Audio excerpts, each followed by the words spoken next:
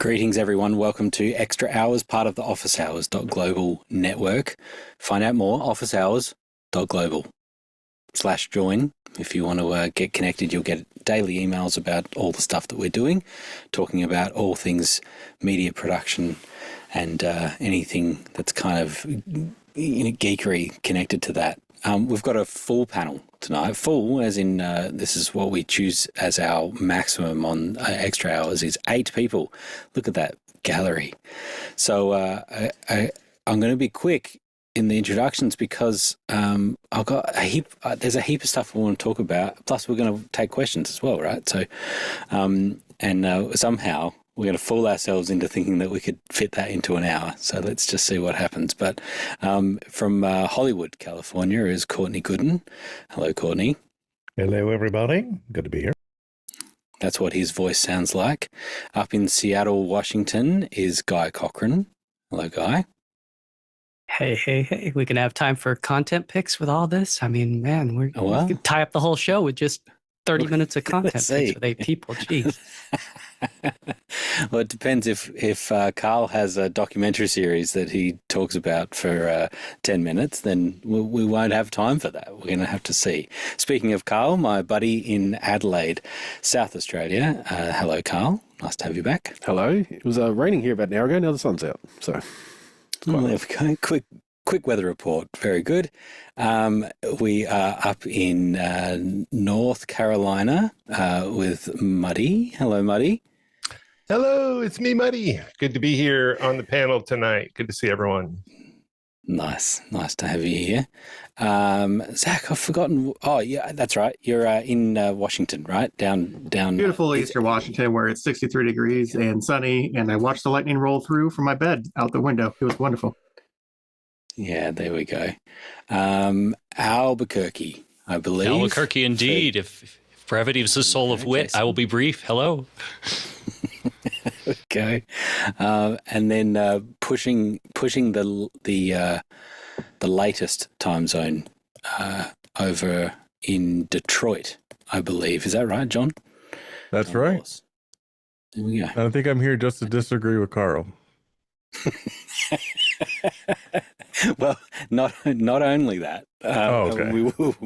We will get to that because you've been vibe coding some stuff too, right? Unless I mean I assumed it was vibe coding and that you weren't just like fully writing machine code on some for a little OBS thing, but you got a little project there. What's that all about? Yeah, wrote a little app. Hopefully, will get published to Zoom called Core Video. Just a way to bring Zoom feeds into OBS so we can save some money and produce some smaller shows on a easier budget. So it can looks like I can do up to 8 feeds. Pretty impressive. What inspired it? Screen share, huh? What inspired it? Just annoyance. I was annoyed that it was like really difficult to be able to test like bringing Zoom feeds into something else without doing screen scrape. And so Saturday had the idea, Monday started working on it, Thursday I had it working. That's so cool. And then got the beta approved in the Zoom store.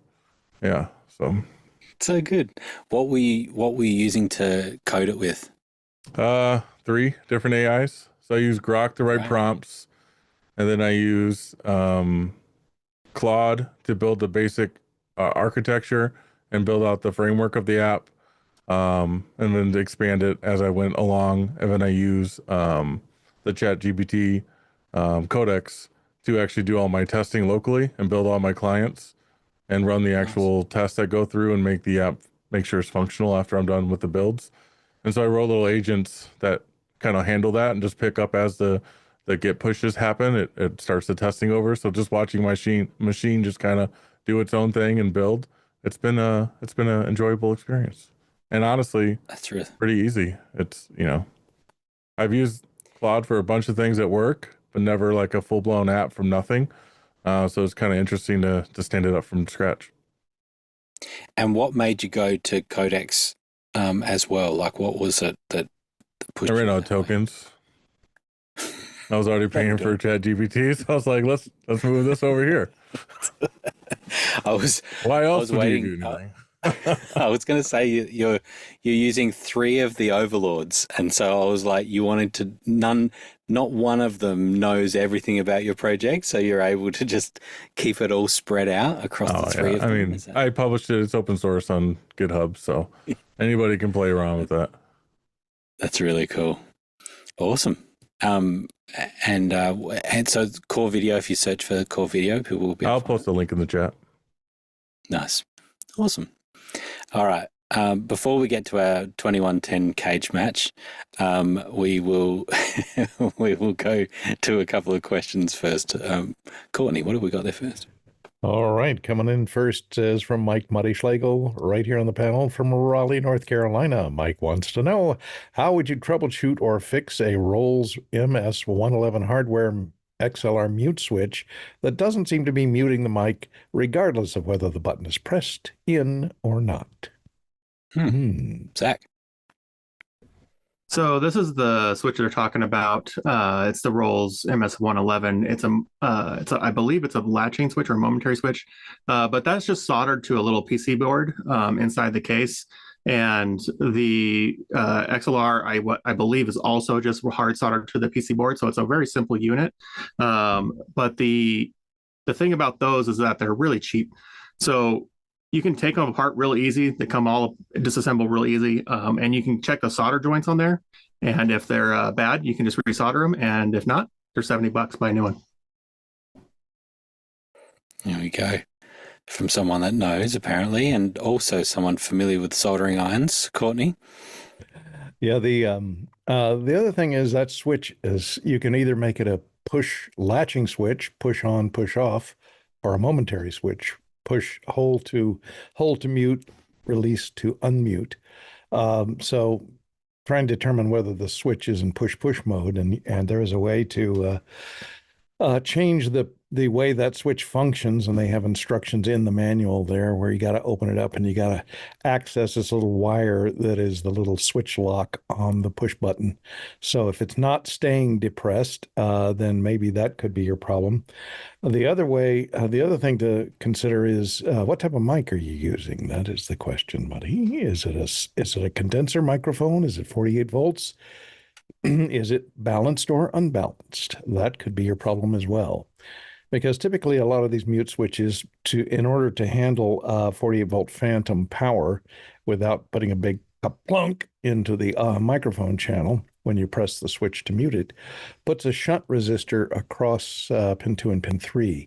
And if you're to short out the microphone's hot lead to its return, and if you have it wired as an unbalanced microphone, if your XLR cable happens to be unbalanced inside there, that could cause the problem of it not being able to mute because the shunt is not shunting across the hot and the ground, or the hot and the neutral of the balanced microphone. So check the wiring, check the type of microphone, and see if it's shunting properly.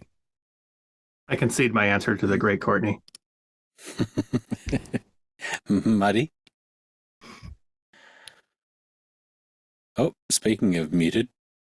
And it's permanently muted him for the rest of the show. Oh, we've got you now. Yep. Holy crap. It's working. It's working. It is working. And so what I was going to say is that this switch has worked for me for years and then stopped working recently.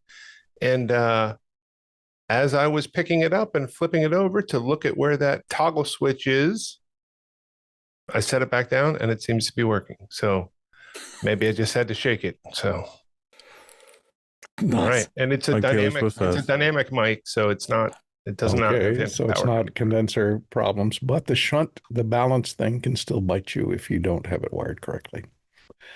All right. Just slap it upside the head and it'll work. That's what my pappy always told me. Goodness. All right. Well, that's the quality of answers that we can expect from questions tonight. Let's see what we've got here. What's next, Courtney? It comes in from Monterey, California, a lovely place. John Idelson asks, with all the great Claus power, Why is there not an eraser app to set up the new Decimator MD-HX version 2 eraser app? Jason? Easier. So I misread that as I thought it was easier. I thought that was a typo. My answer is that because Claude or any other way to manipulate this, would be interacting with an API. And to my knowledge, Decimator doesn't have a dedicated API interface. You have to use their app. So that there's just kind of no way around that. Guy? Dun, dun, dun, dun. So he does mean easier. So we had a little after hours powwow session, and I invited everybody to come on in and update their Decimator. So we had a few people. John was one of them. He tried to update it on the Mac and didn't have too much luck, so he wound up doing it on the PC. Depending on how much time we want to burn on this, I have vMix here on the right side, which has the new audio meters that are bouncing there on the left side. So this is the app on the PC, and right now what you're seeing is the output of this Decimator going over the top of this. So some of the things that you can now do in here is you have that under scaling. You could turn on test pattern. Yeah, you could turn on the test pattern and enable, and so you've got 58 different ones, all the way from these SMPTE bars. There's these different path equalizers, and some of these are pretty handy. There's a pluge. There's different colors at different percentages, white, sienna. And there's these zone plate things that can move around. So you've got different test patterns that are static and moving. There was a nice convergence one somewhere in here as well that was pretty neat. Where is convergence? There it is, 17 convergence. So that one, if you're doing an LED wall, is pretty sweet. And then over here, you do have these graticles, is that how you say? So you could turn on like safe action. So you can see that they're popping up in red. I don't know how big that shows up for you guys, but you could also enable safe titles. And then you could change the colors of those, so like red to green, and you can also change how far apart they are. And then the other neat thing is you could turn on text overlays. So if you wanted, you could see down there, it says Decimator Design. I'm turning it on and off. You could change that color and background to whatever you want. So it's inherited a lot of the features of the MD Cross. In fact, there was speculation that they're going to discontinue the Cross, and just because these things are always out of stock. So again, what you're seeing here is just the Decimator with an HDMI. So this is my laptop playing. And a lot of people do this. They'll usually use this as like PowerPoint. And so you're seeing my laptop go SDI into an SDI Blackmagic, and that SDI Blackmagic is going here into vMix at just 1920 by 1080/60. So popular use of this. And so to John's question, asking why there's not an easier way, was it difficult to do the upgrade? No, I think he means to adjust those settings, because what he wanted to do was something in particular, which was just turning on the audio overlays, which it would be nice if there was just like, voice control. Like I could probably do it. Actually, I haven't looked to see if there's a companion module or an API. I'd imagine there should be, but I don't know. Does anybody know? I've never been able to find one. Okay. Yeah, so I don't know if Claude would be able to just whip something up. I think you magically got to go in there and either do it from the front panel, or you got to, which is even harder, go in there. Yeah. I don't know. I like the front panel, but yeah, I know the front panel well, and do lots of the functions with it. But some of those newer ones, like like entering text, go deep, or choosing between 50 different test patterns, that's a bit tricky. John, what do you got on this? I was going to say you can actually use Claude to do this. Claude Desktop. Okay. You can just turn on that feature. It will take screenshots and understand. Yeah. That's true. Codex has it too. That's why I would do all the local testing. It takes screenshots of it, validates that the design has changed as I requested it, and then commits the code. So it's a pretty fun way. John has spent spent one weekend messing around with all the different AIs. So now he just everything he can see can be controlled by AI. Is that how it feels now, John? Now that you've got something working so well, it's like, oh, my whole world's changed. Now I can control everything with this thing. Yeah. Again, we use it really heavily at work. But just kind of without the restrictions that the office has and our SDLC policy and everything else that kind of goes into it, it really just allows you to go really quickly. That's really cool. Yeah, I quickly just went to the $200 pro plan or whatever and on Codex, and that's where I've just stayed. And I never hit limits, which means I'm probably wasting money at some point, but I never have to worry about it. And so I use it every day. We thank you for your sacrifice. You're welcome.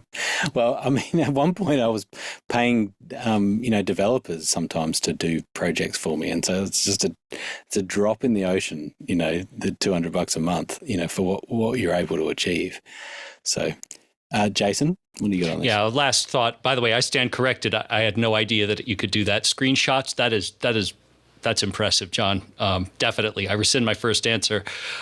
John Idelson was having problems with the Mac version, and it's worth mentioning that, if you're trying to run the app in Mac OS, you're going to get an unidentified developer thing. So you can't just run it. You have to put it in apps. And once it's in apps, you're going to right click and then open. And that's the only way that it will give you the option to actually open it that very first time because of Mac OS and their security limitations. Well, that's a good tip. I think often too with Mac OS, the USB, allowing the USB connection, sometimes that disappears, that window disappears, or you just don't get it. And if you don't get it the first time too, sometimes it doesn't show up again. Exactly. Yeah, and that can be a thing. So now it doesn't let you, communicate over USB at all. Courtney, last word. Yeah, sometimes it may be tied to permissions, maybe. But that app to control, that goes back to the original Decimator, USB hook up to the decimators to control it with giving you a user interface, WYSIWYG user interface to turn things on and turn things off. It has not been improved very much since they came out with it. So they just added new features to it. So I understand why it's, you might have something that's flashier looking, but I think it does the job okay. You do have to plug it into the USB. You'd have to run your computer and plug it in, but you can control it from the front panel. So you have that alternative way of doing it. And perhaps the problem is just trying to create something that's cross-platform and works with all USB type of connections and speeds. May be part of the problem as well. You also need enough power, to power it because it doesn't have a separate power input. So if you're plugging it through a dock or a hub that doesn't have the power, you're done. Yeah, true. What's amazing to me is that Decimator just seems to have owned this market for many years. As far as there's other boxes that do a similar thing, but not everything that it does. It's as far as I'm aware, there's nothing else that does all the feature set that it does, which makes it just a great Swiss Army knife that we always say that you need one more Decimator than you pack, so it's always good to have extras. All right, next question. Next question comes in from Alexander Knight in Port Coquitlam, British Columbia. Says, I hear we are testing a very high-end piece of hardware that can encode 4K streams via SRT to YouTube. What exactly do we have? Is this a lateral to Cochrane? Yeah, it was. Guy, what do we got? He runs, he grabs, he intercepts. The office hours channel is able to bring in SRT feeds. So not everybody, I heard the limit was somewhere around 100,000 subscribers. I don't know if that's changed. And then or if you know somebody at YouTube, Alex happened to know somebody at YouTube and they hooked us up. So we've been streaming SRT for quite a while. And John Wallace is here on the panel, and he's gone through a couple iterations of our transformation from a Osprey Talon 4K SC to a Videon. I'm not sure the model number. And we were running just into some issues with some of them not being able to push the data rates in the color that we wanted to. So there is something called 8-bit versus 10-bit color, and there's something called main 10, which is the way that you can bring in these higher fidelity images, HDR, I mean, with high data rate. So we're talking like 60,000 kilobits per second. So like big time. So this is 4K 60p capable hardware. So the device is called the High Vision Makito. Basically, it looks like this. There's a single channel version and there's a quad channel. So this one could send four. So say, for instance, you're somewhere and you want to send 4 cameras, or 3 cameras plus a multi-view, you could do that. So from site to site, you would have an encoder, and you could either go up in the cloud and you could rent a decoder, which is, or you could get something simple. There's different models of decoders that can handle different things. One of the unique things, these guys wrote SRT. So High Vision, they're not new to this game. They're the granddaddies. The one that we have is this one. It's the Makito X4. And it does do 2110, which I see questions coming up here. The way that we're using it is just SDI. So we're taking, today we're running tests, not live out to the show. We're still in preliminary testing, but so far so good. We're sending Mimo Live to a DeckLink 4K card, and then that 4K card outputs via SDI into this input. And then the interface looks like this. I believe it's live right now. We'll go over here to the settings and yep, or did he turn it off? It says streaming. Maybe it would drop down. Let me see. Yeah, it looks like it's streaming at 20,000, 19,000, 17,000 kilobits per second. It must have dropped down when it saw some of these static images that we're pushing out right now. So this is some of the detailed statistics that you could see. So there's some advanced things that you could do with encryption. This is what the government uses. So there's some hardcore encryption. In fact, there's one that I don't even have turned on in here. There's some like additional, you could read up on that yourself. But basically, this is the device. We're having fun with it. Being able to go in here and set up 16 channels of audio. There's actually 2 encoders in here, so you could send it down a redundant path. So you could send 2 4K 60 over HEVC at 20,000. If you have the bandwidth, I haven't found the limit, but I think I heard it was somewhere. I think it'll do a full 100 megabit. So that's basically the gist of it. Main 42210, 42210-bit. There's probably some additional settings in here that we haven't got a chance to play with yet, as far as closed captioning and some of the other things. Oh, image slicing is the other thing.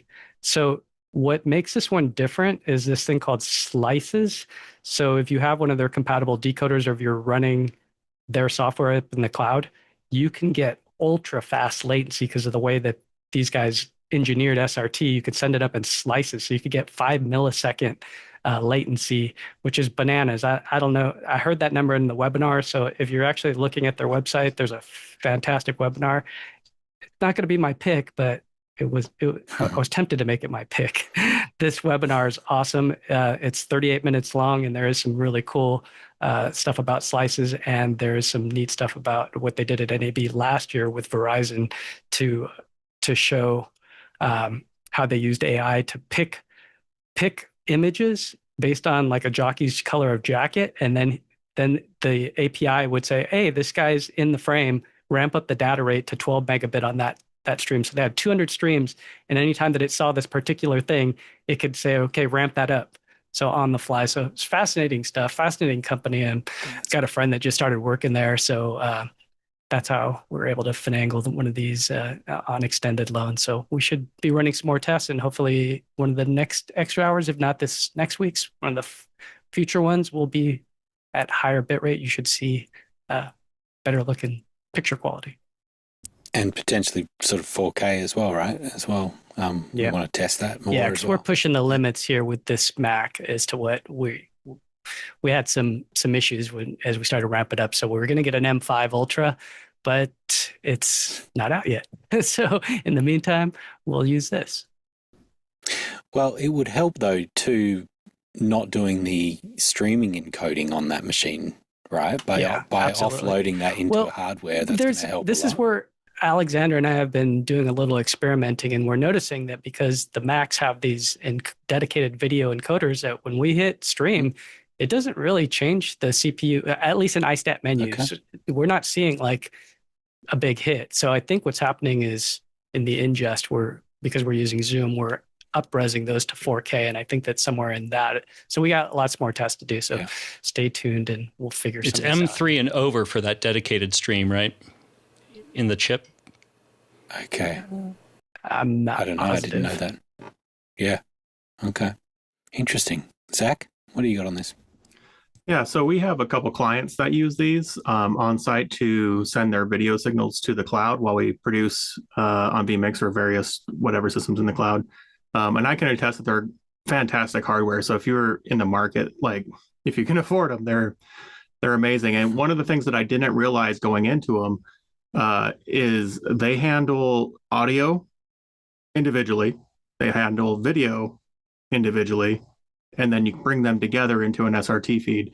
And that's different from our consumer grade stuff, right? Like we're so used to just everything being on one page and just a handful of options. This really gives you the ability to dive in and make what you want. And you can do multi-channel, you can do individual channels within a group of channels. Like audio is awesome on those things, and I really like them. We got a number of setups with Blackmagic combiners that go into them to bring audio over SDI, things like that. They're great. That's awesome. All right. So Mickey has been brave enough to ask a question about 2110. I was joking before about a cage match. Carl did a great job a few weeks, maybe a month or so ago, about talking about a whole bunch of 2110 stuff, which was really good. And I think the perspective was, not that I'll put words in your mouth, Carl, but I think your perspective was the idea of video production and sort of point to point, and talking through if you were replacing that kind of SDI system into a 2110 system, how that, there are some limitations on that. But I had a few people comment to me about it, in that I think it was potentially from another perspective, which is more IT heavy, is the potential of what multicast can do and whatever. So John is a good person to have to be able to talk about that. So let's, Courtney, what's the question, and then we'll see how we go back and forth. Coming in from Manila in the Philippines, Mickey McAchor asks the question, SMPTE ST2110 is designed to be used with multicast flows for the core essences. When would unicast be used, if ever? Gentlemen, take your corners. That's right. Carl, give you first take at this, and then we'll hear John. It probably expands a bit more than this, but yeah. So pretty straightforward for unicast. It's point to point. So when Blackmagic first released their first 2110 product, I should say, it was the 3x3G. So it could only be connected to itself, essentially. You could put it into other pipelines, but yeah, point to point. So where essentially you want SDI in and SDI out, and you simply have like equivalent to like a digital snake, which is 2110 in between them. And that's it. So there's no switch, there's no networking at all in this. It's just one cable going into this, just two of these boxes connected by one cable. So there's no need for multicasting. So this is a scenario, and anything else where point to point makes sense, where you don't need to put in a network switch that supports PTP in 2110. And this would be like great to send, multi streams up to a projector, or, something long distance where 2110 is really good at, fiber. You can just run fiber, or, 300 feet of copper. So point to point is a really good example. Obviously cameras into systems like this as well. So coming out of a camera, going straight into a switch, a video switch, not a network switch, obviously is also another good example for point to point. But point to point is where unicast makes sense with 2110. We don't have to worry about it because there is no network switch to add multicast anyway, because it's only going to be unicast. So point to point would be the answer there. So technically, John, wouldn't multicast would be enabled regardless of the network infrastructure, right? No, not necessarily. So you need a couple things. You have to have like IGMP, you have to have the snooping on. There's a lot of things that go into it. That's where like the more advanced network switches and then timing comes into play. Those 3x3s, those still can be plugged in and used. I do that across my campus, so I can bring feeds in across multiple different areas. Just have those boxes across the campus, and I can subscribe to them wherever I need them from. But yeah, if you're doing a point-to-point solution, sure. But at that point, just run the cable. I guess the median is kind of pointless. If you're buying it to integrate into a larger system, fine. But I have a hard time investing that kind of money. If I'm already running fiber, I can run the 3 cameras over the fiber that exists there. Yeah. Okay. So then, so one of the massive advantages of 2110 is the ability to be able to do multicasting, to be able to send, one signal and have it received across multiple devices across a larger network. It's what makes it. Yeah. It's what makes it competitive against SDI workflows. And then once it gets large enough, it's advantageous because now I can just add a switch and have 96 outs or 192 outs, however many you need. You scale tremendously and much more efficiently than you would with an SDI workflow. And not to mention just the cable size alone and those looms that you're dealing with SDI. Yeah. So I think, Carl, one of the things I think people got caught up on was you were talking about just Blackmagic gear and not talking about, using any other gear at this point, but just Blackmagic. And the biggest switch that they have is a 16 port. I think it's right. And so I think that was your point, that you were like, if you were going kind of like 8 in and 8 out into a switcher, there was no opportunity for multicasting or to have that advantage. So I'll bring up the offending image that I showed last time I mentioned this. So what I was focusing on was the coloured lines. I didn't care about the black boxes behind. It was the coloured lines I was talking about. So so this was in regards to people on YouTube, not in the off-sales community, saying they are fully in an SDI workflow right now, and they wanted to add the top box. What they really wanted, because they thought it was better than anything in Blackmagic, they didn't understand. It's exactly the same as the 40 input one currently now. They wanted to add the top box to their system, and I saw a lot of YouTubers out there who just wanted to replace their 40 input or replace the 2ME with this 4ME up the top here. And essentially they say, they were talking about this particular setup. So as we got, it's 8. So 8 inputs is the maximum that Blackmagic has in their own network switches. And then down the bottom here, we have all the SDI in and out, SDI out. So that'd be like 32 in, 32 out for SDI. And what I was talking about was the actual physical wiring, the physical colored lines here. So if you stay with Blackmagic equipment and you have 8 ins, essentially 8 ports, then you've used up all your ports just to connect your 32 SDI signals to the 32 input. And it doesn't matter if it's 1080, it doesn't matter if it's 4K 60.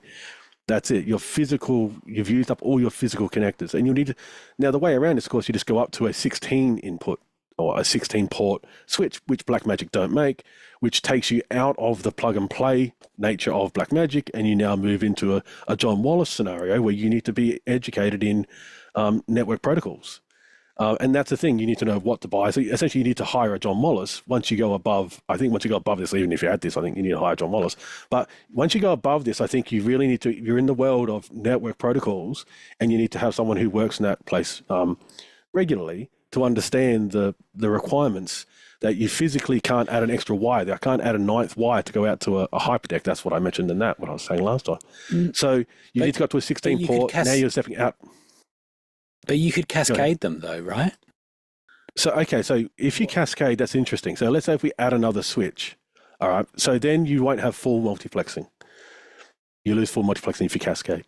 The best way for me to say this to anyone who understands SDI, if I own a 20 by 20 SDI router, I want a 40 by 40 router, can I just buy another 20 by 20? Can I have two 20 by 20s?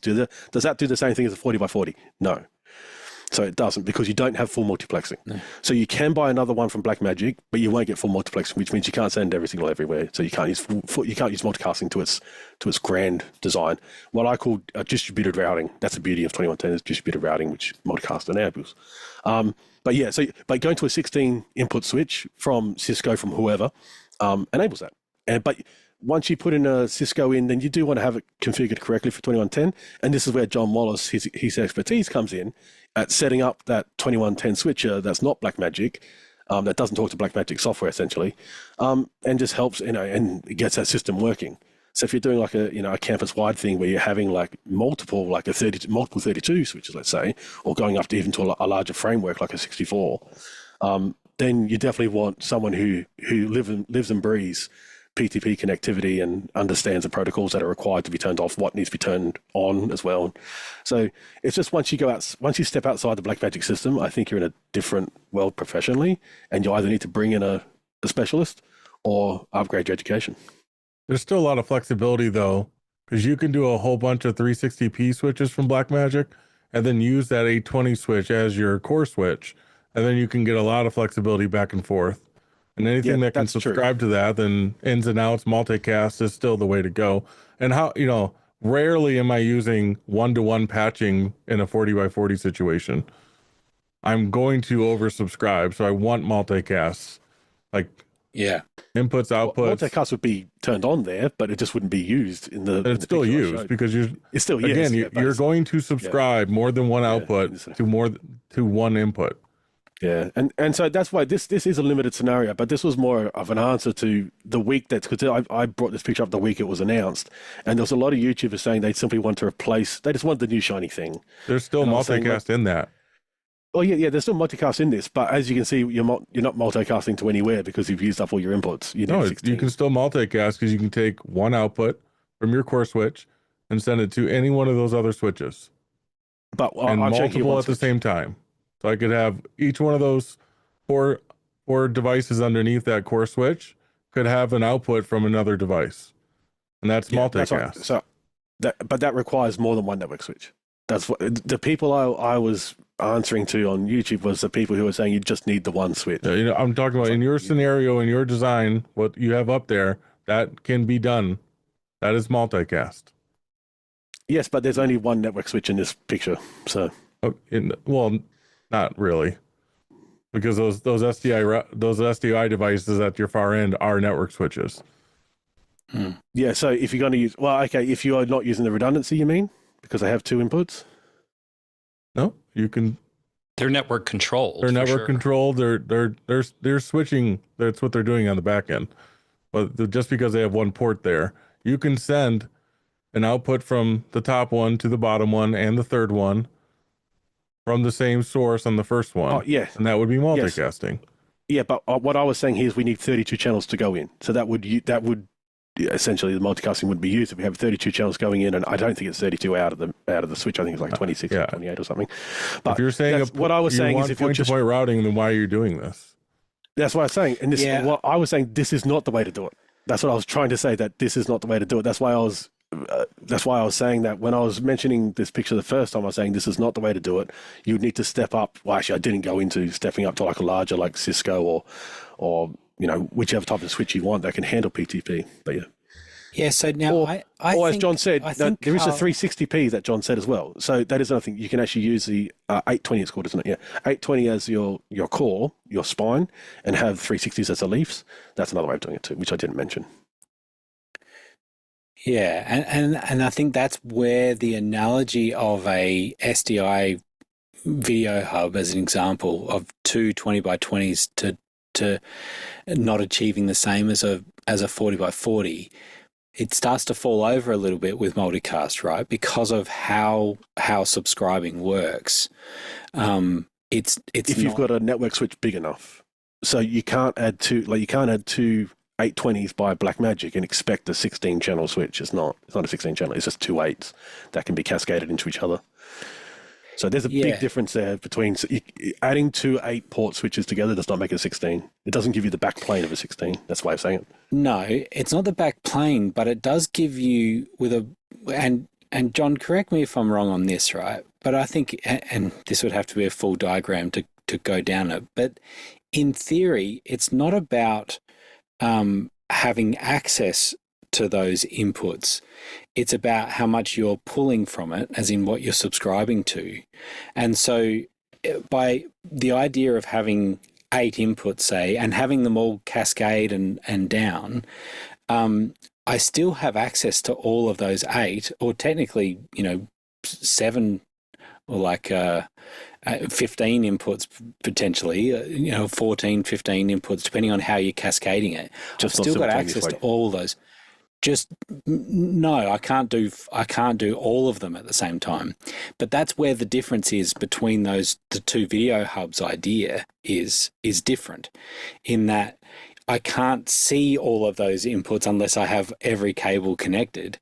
I can't see all 20 inputs, whereas in a multicast environment, even with cascaded switches, I can see all 20 inputs. You could be oversubscribed. I just can't. Yeah, which is what you said, John, too, right? About oversubscribing is totally fine. It's all about actually what you subscribe to in the end. And yeah, what so really not device oversubscribing, needs. because you're not sending it down the pipe. You have to advertise what you need at the far end. So there's not an oversubscription. Then you would run into bandwidth issues and backplane issues. But you're able to send anything you want anywhere. Essentially, if you had a 40 by 40 and then a bunch of 20 by 20s, but you wanted something from any of the other 20 by 20s, then you need a bunch more 20 by 20s. Like, it just gets unreasonable, right? And but with multicast, that's where I can do that. Works. It's as long as they're all connected to the same backplane core switch, I can do whatever I want, and that's beautiful. And that's where it starts to make sense. And some of the point-to-point stuff for smaller networks and it's cost effective, okay, go. But like really where this shines is your backhaul and your core routing distribution for all the video to anywhere you need to go. If you're thinking about this for like stadiums, for large businesses, this is huge, a big upgrade versus what we have today. Okay. Yeah. So does it feel like we've covered? I think what people were getting most excited about, Carl, was almost like blinders, in that it's actually one of the biggest advantages of multicast. Yeah, I didn't mention like a core and aggregate and like a access layer. That's what I didn't mention in when I first. But I was actually answering a question that was coming from YouTube that particular week that it was announced that people literally wanted to do 1-for-1 for their SDI studio. Like right now, I was like, well, it's not going to work unless you because they just didn't want to go outside the Blackmagic family. They didn't want to learn 2110 essentially. Yeah. But it's not really 2110. Like multicasting is multicasting. There's nothing special. Like if you deal with it with Dante, if you deal with it with any other, the same as Dante in practice. Dante, RTP. Dante. It's it's the wrapper. Do Dante as well. Yeah. All right. Is there any unresolved feelings now? There's another question coming up. Don't worry. Yeah, we'll beat this dead horse. Great. Any old business. Excellent. Very good. What's the next question? All right, the next one comes in from Zach Jeffers in Spokane, Washington, and here on the panel today. I've heard a number of stories about businessmen firing, with the air quotes, their AI subscriptions and going back to hiring qualified developers that know how to utilize the AI tools at a small token expenditure. Are we starting to level off the hype? John? I think that this is the beginning. People don't know how to use it yet. People who are paying per search and paying underqualified people to develop, I don't think they're getting effective usage of that. The cost of an AI agent is right now pretty on par with the cost of an average human being for menial tasks. So there's not really a cost savings there outside of the fact that you could run that 24/7 and they're not going to complain about it. But like token limitations, platform downtime, like you're going to run into other issues. This is not the silver bullet. It allows effective teams to go much faster, but it does not replace human beings. Interesting. The tokens thing is interesting to me because like I was saying before, obviously I'm not just pounding away at multiple tasks, simultaneous tasks and things all day around the clock. But I do feel like there's a lot of tokens that are included. Is there something different, John, at the enterprise level where it seems like there is no sort of packages or whatever? It just is they're basically paying per token almost. Is that right? Yeah, the enterprise licensing is handled. You buy like a bulk subscription of tokens, and then they can be used across anyone in your subscription. And typically it's allocated by, hey, this one person, they get the equivalent of the $200 package. If they don't use it, you have that number available to anybody to use within that subscription. Now, most people aren't rolling over, but there are going to be people that get access to it in your organization who aren't using it effectively, refuse to adopt it, those types of things. And so those credits become available to other people to consume. It's a fascinating world because I haven't heard people talking about when you're uploading PDFs and the amount of tokens that are used to convert the PDF, depending on how the PDF's made. But converting the PDF to text, you can save hundreds of tokens by converting the PDF to text before you give it to AI. As just an example, speaking like a caveman works too. The lesson has to derive intent and understand instructions. Sure. Don't use apostrophes. Don't use can't instead of cannot. Like everything it has to infer is going to have a cost to it. Yeah, right. Well, so do you think not running your prompts, getting your prompts made by Grok first, or are they particularly condensed? I have a system prompt that it makes it output so it's running effectively. And then you challenge it also to like, hey, Grok's going to judge this. So whatever your output is, make sure it's useful and it's going to do it the most efficient way, because if not, you're going to get in trouble for it.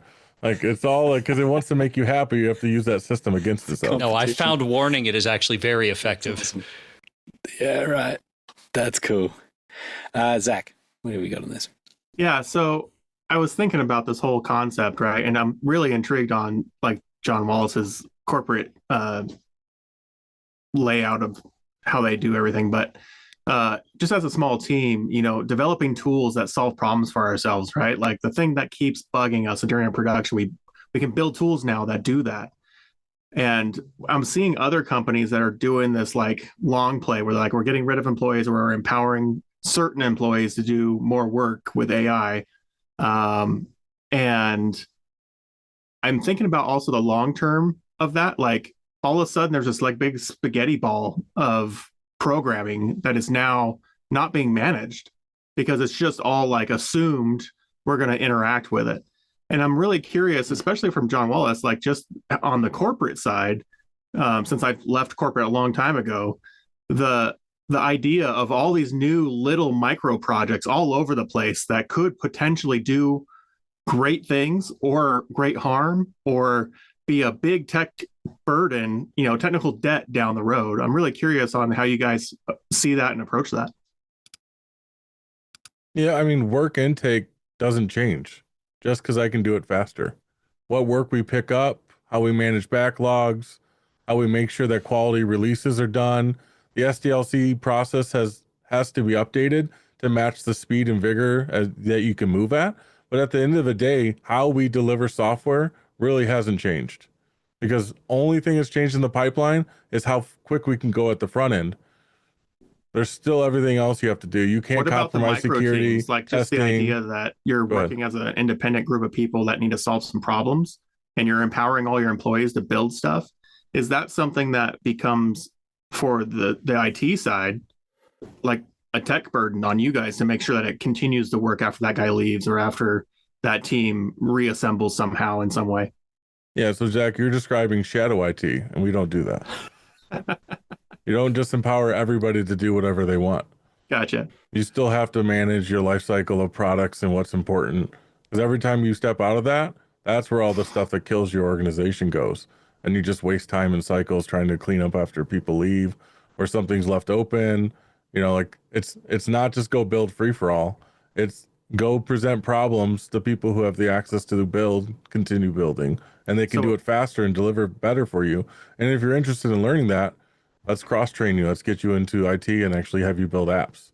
What about the small team dynamic though? Like when we're working in production and let's just say we're a big production house that's doing shows every week of the year, and we're building these small tools, and then Joe Schmo leaves and then whatever, like how can we as a team, a community, even like when we're releasing things to the community to solve problems, handle that concept in a better way? I'm just really kind of been thinking about this on this last week about technical debt and the way that like employees are starting to shift around and be reassigned, and really smart, capable people are getting pushed into different avenues, and they're making things that potentially have a big impact, but also a big support cycle.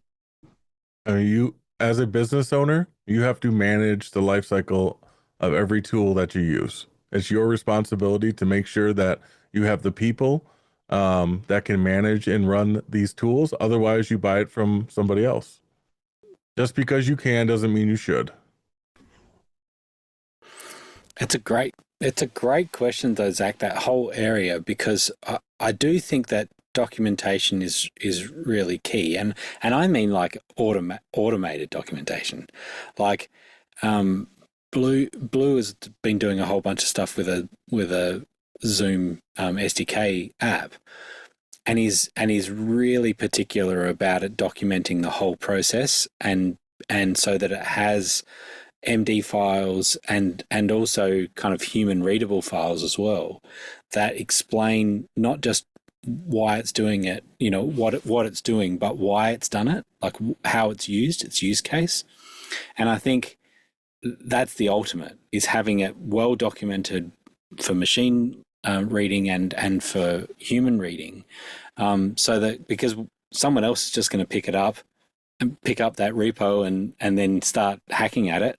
But at least if it's all documented, I think it makes that whole thing a lot easier. Like, you have to have an SDLC though if you're going to have multiple people contributing. Like, what is your branching strategy? What does your testing look like? Like all that basic stuff. Acronym? What? Software defined lifecycle. Okay, very good. So like that's the core. And again, AI can help you build it and help you manage it, and like that's not something that you have to understand holistically, but you need to understand that there is a process to releasing software, and it's still valuable in the world of AI. And so that life cycle actually is defining how something is released, when it's updated, when it's replaced. That type of thing. When it's replaced, how often does it have to be refreshed? What is the security policies for it? How are you testing? What's your static code analysis? Everything that goes into what a pipeline, from just like we do video and audio pipelines, right? There's a start and finish, and it goes in this circle. It's the same with software. So once we complete that circle, that sprint of work that says this new feature's out, what's the next thing that we do? Now we evaluate where the app's at, right?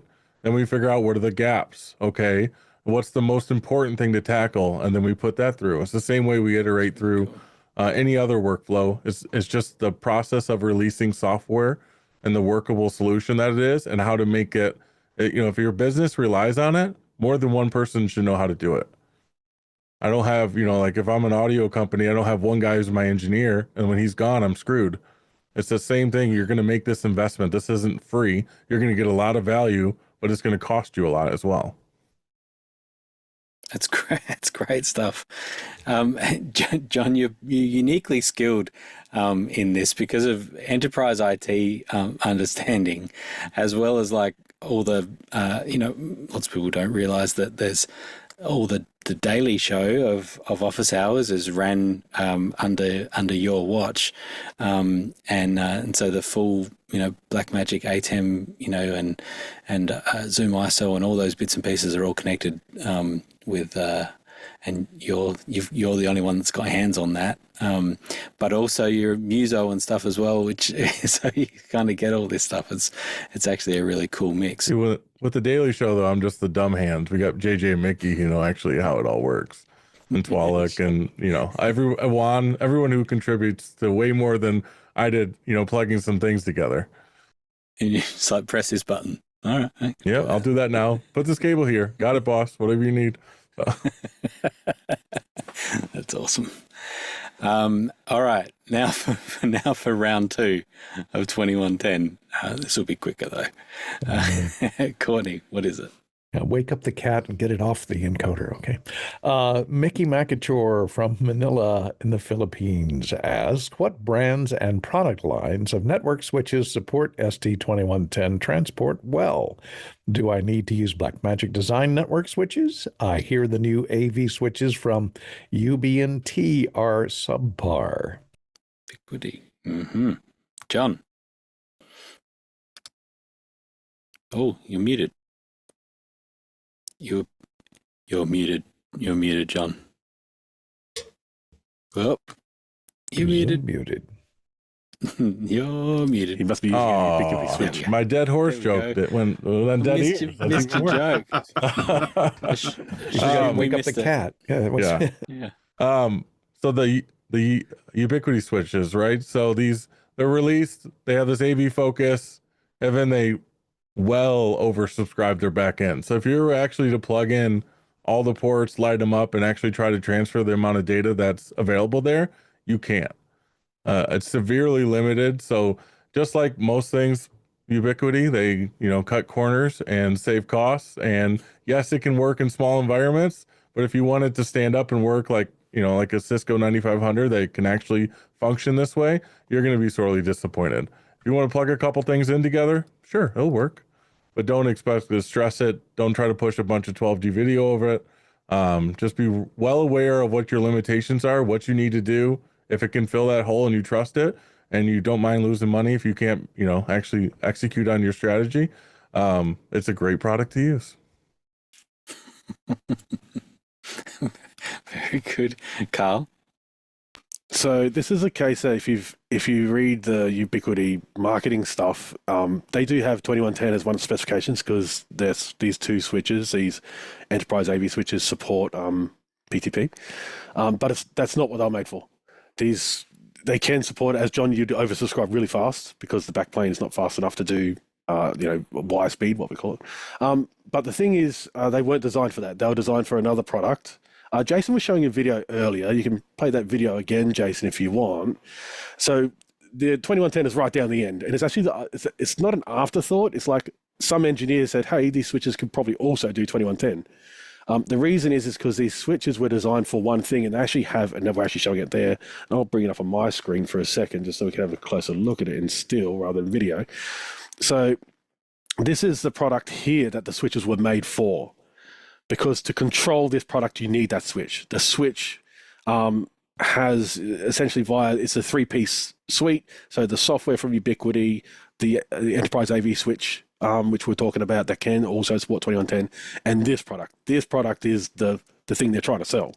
So this is 4K 60 out and 4K 60 in. It's bidirectional. It's not bidirectional simultaneously. It's either one or the other. So you either set this up via software to be an output or an input, but as you can see, it also does AES67 as via audio. So there's all that. You can read about the specs. But what this can also do is an 8x8 matrix. So you can send in one video from one of these, and it will do a matrix to an 8x8 screen, like an LED wall, whatever, and that actually happens in the enterprise AV switch, software controlled. So it is a 3-piece suite. You need the software running to control the switch. You need the physical hardware switch that they have, and you need, I guess, 64 of these if you're going to do 8x8. And this wouldn't be oversubscribed because these are only 1 gig as far as their connection. They only need 1 gig of speed per connection. So if you're trying to push like uncompressed, well, you could probably do 1080, probably okay, it wouldn't be too bad, but you'd hit a limit pretty quickly. But with this solution, so really what they did was they created a switch, or the enterprise AV switch, which they have a fiber version and a copper version.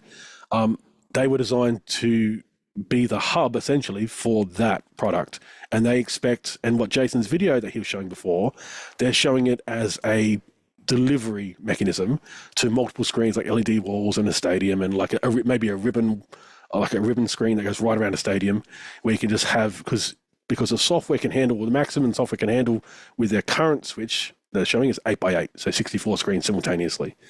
So that's what it is. So it's, yes, it can handle, the switches, I would say, are pretty limited. Once you go above probably 1080/30, if you're just doing regular 2110.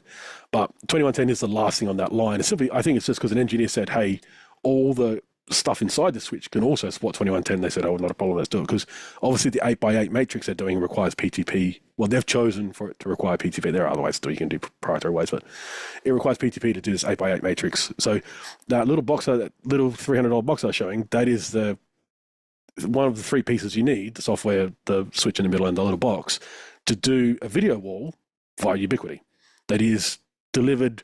It's delivered by its own thing, but it uses switches that also support 2110. It's probably the easiest way of saying it. But yeah, I wouldn't use Ubiquiti. Okay. I think Blackmagic, as far as the lower end, the cheaper, like, under $3,000, Blackmagic is still the way I would go if you want to keep your costs down, I guess. Jason, what have you got on this? So in my experience, Ubiquiti works very well, assuming it's not an enterprise deployment. If you're going to do enterprise deployment, don't go there. Like, just simply do not go there. Do not play around with that.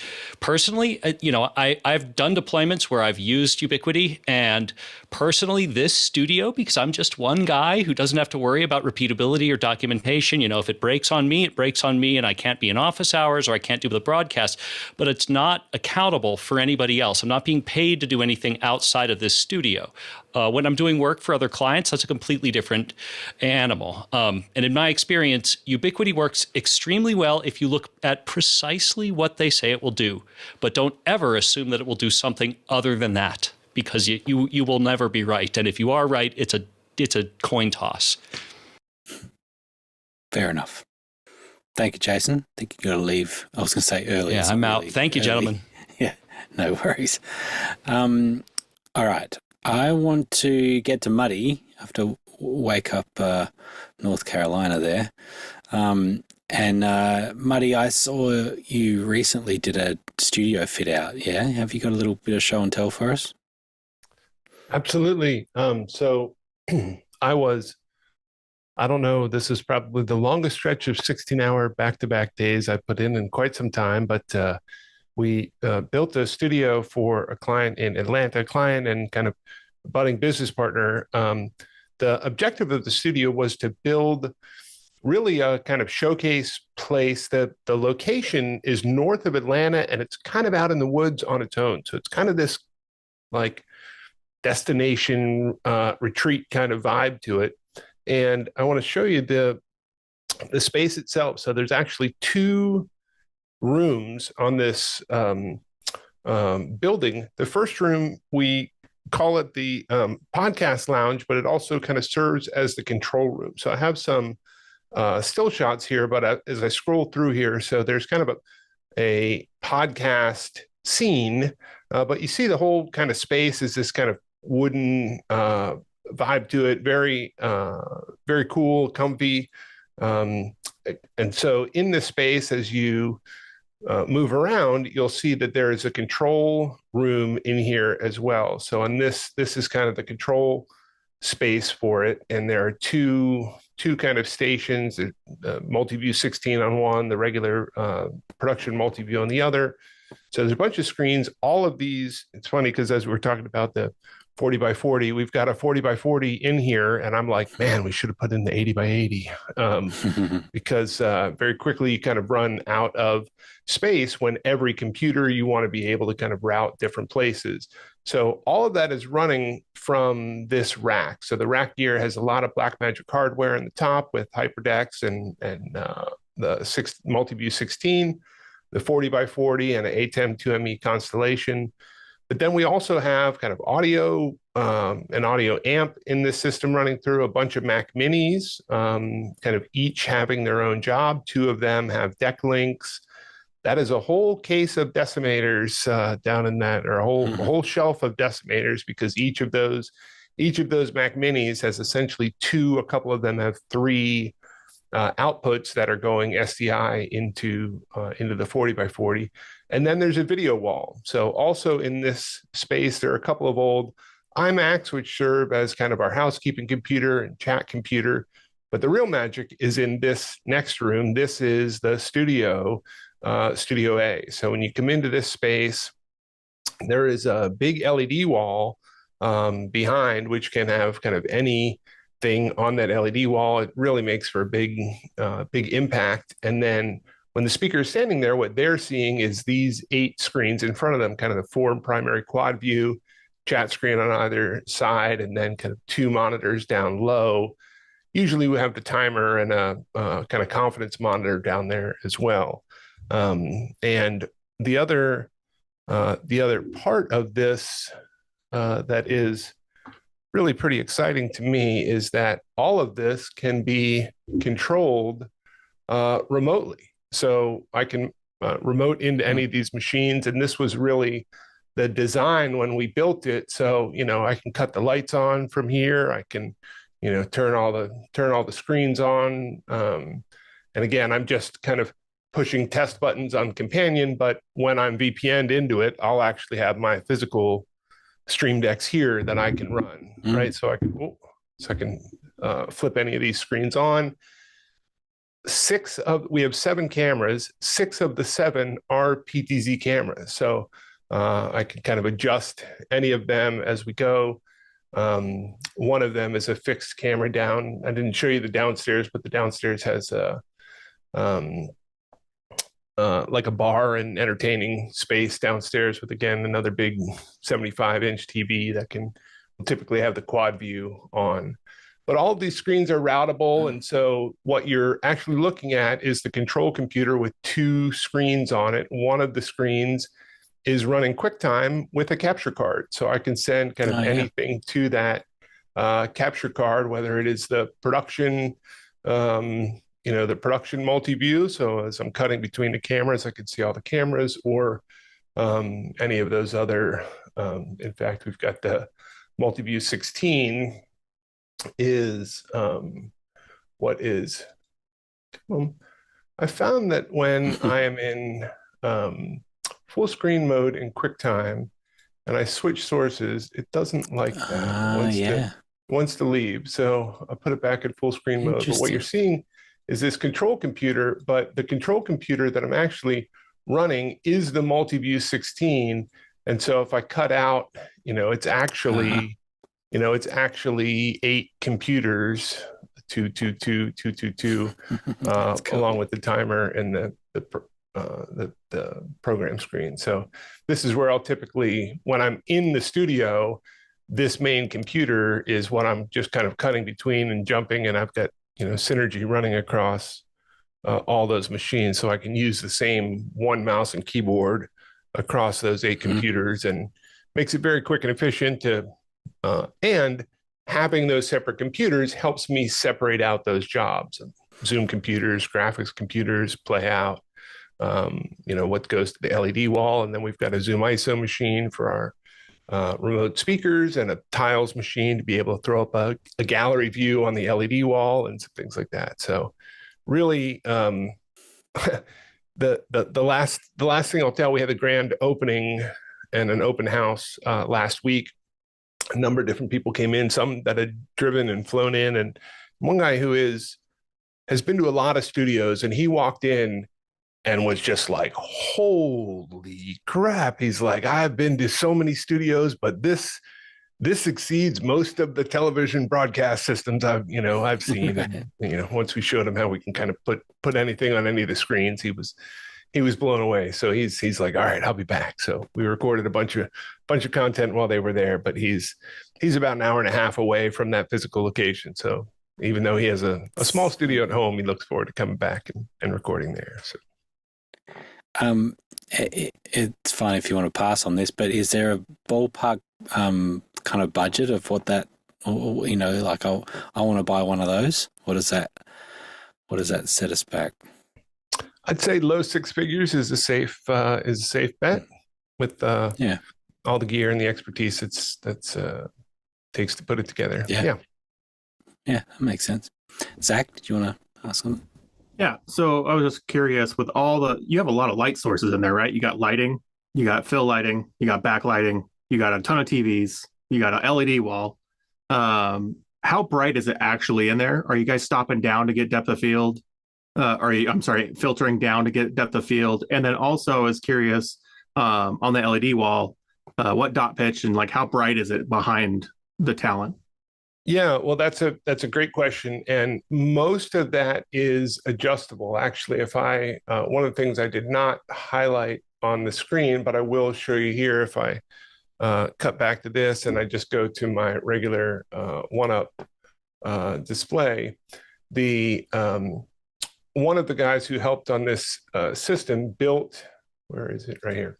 Built a touch panel system that allows us, QSys has all the audio running through QSys and the LED screen. And so actually this is a brightness slider for the LED screen. And so like the way we turn the LED screen off is we just slide it to 0. And now if I were to show you the LED screen, you'll see that it basically is black behind it because there's nothing, there's no brightness. So we can adjust the brightness of the LED screen.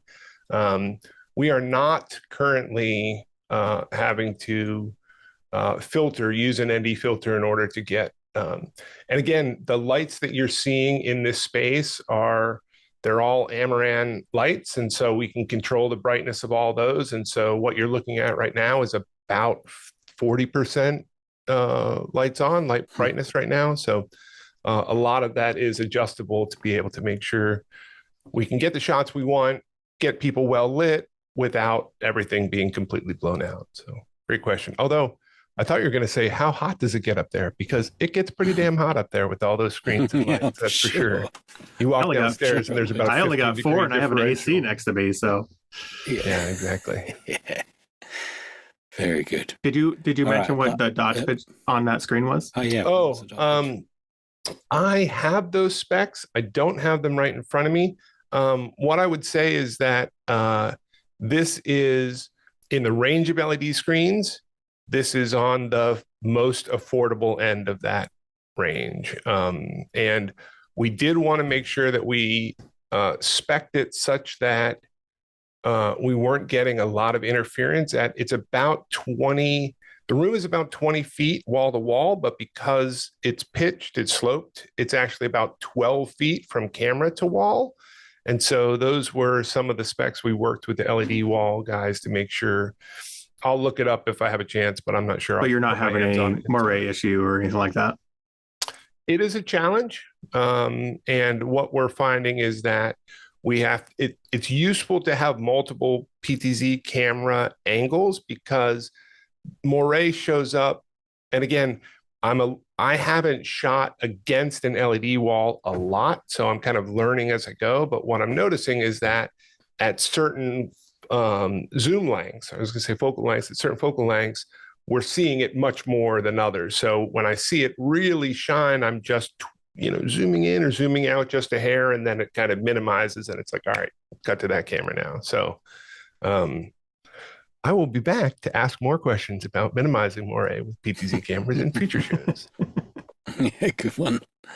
It's all comes down to like the distance between the talent in the wall and your camera and the screen.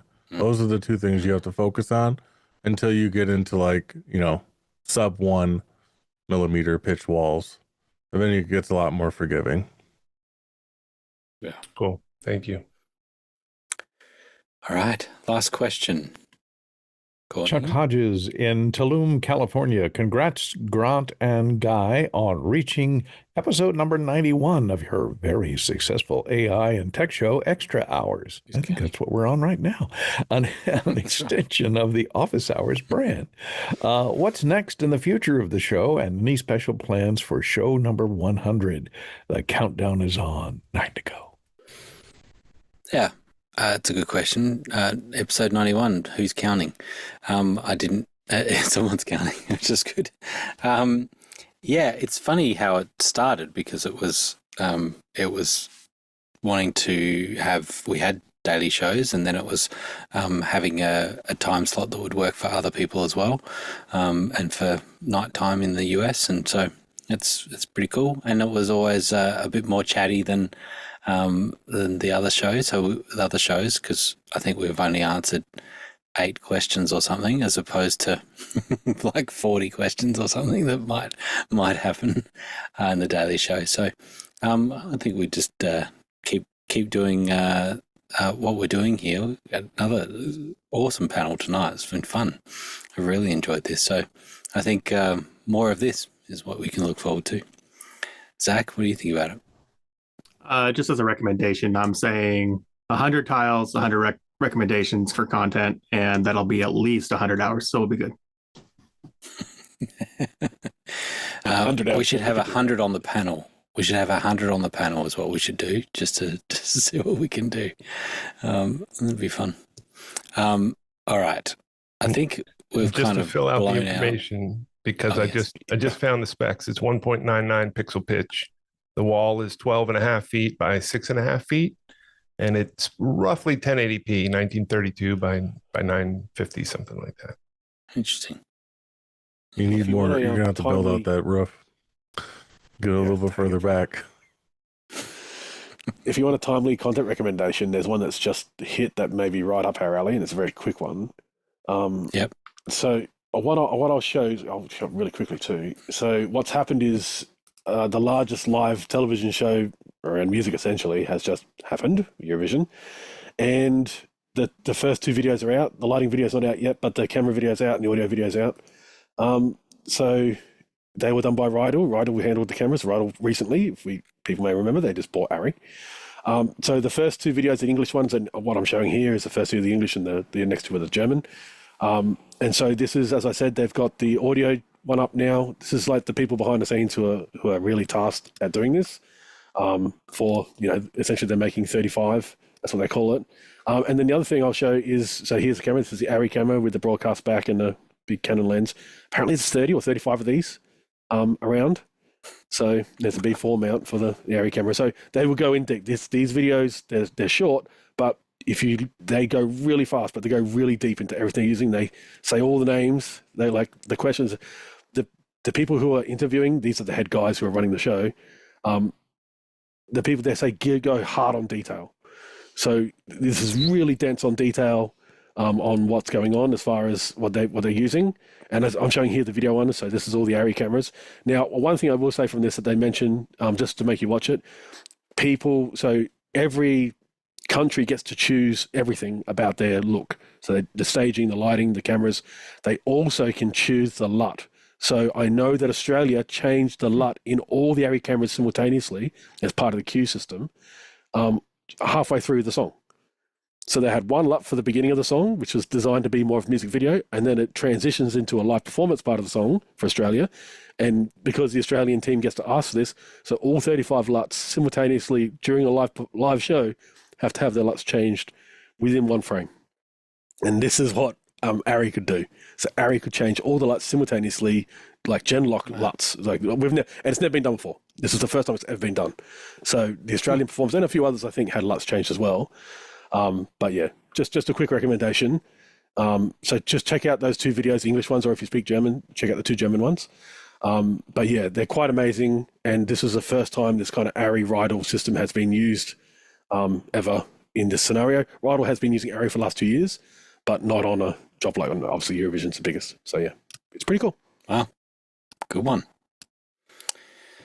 All right. I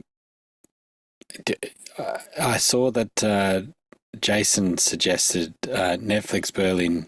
I did see that. There's a new one in that series, which is really cool. I do like that. Money Heist, which I like. And it looks like they've changed the mouth movements of in the English version so that it matches the English speaking, which is interesting. I mean, it works. It's surprising how well it works because it's from Spain. It's out of Spain, so they speak Spanish.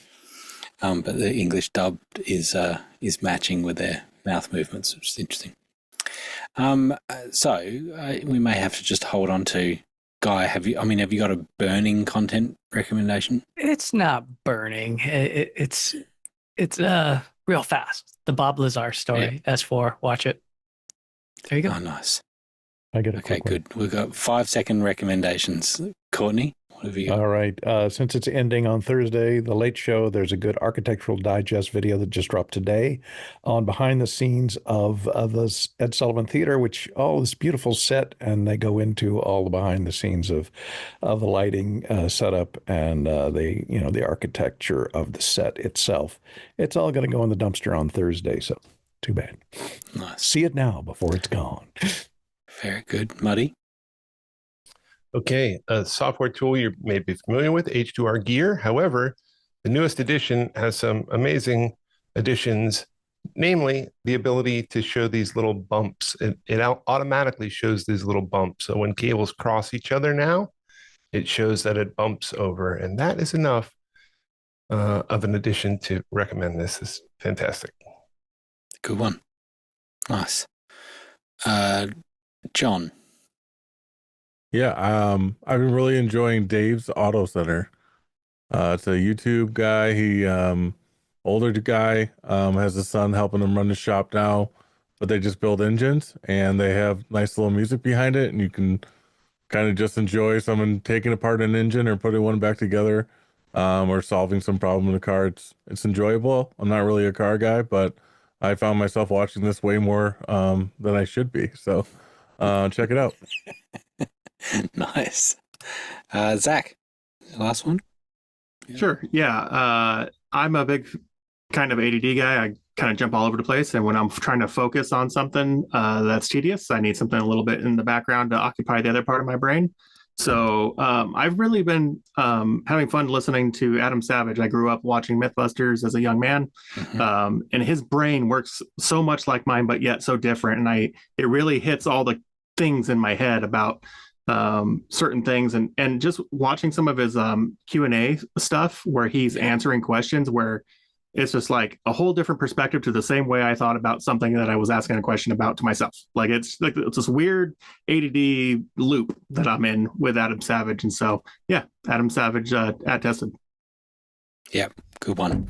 Yeah, I love that too. I listen to the Q&As all the time, and he's a bit of a philosopher as well, I think, and so it often gets deep. I like it. All right.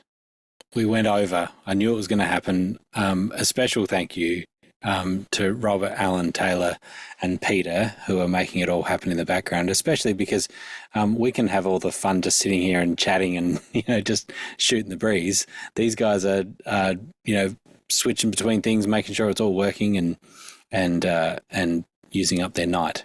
And so I appreciate that. Thank you to all those that were following along in the chat and watching live with us. And now, if you're still watching now, then jump into After Hours and we can continue the conversation. We can do round 3 of 2110 cage match. So I gotta go to bed. Thanks, everyone. I can't do this again. You can't do it again. Okay, I'm going to bed.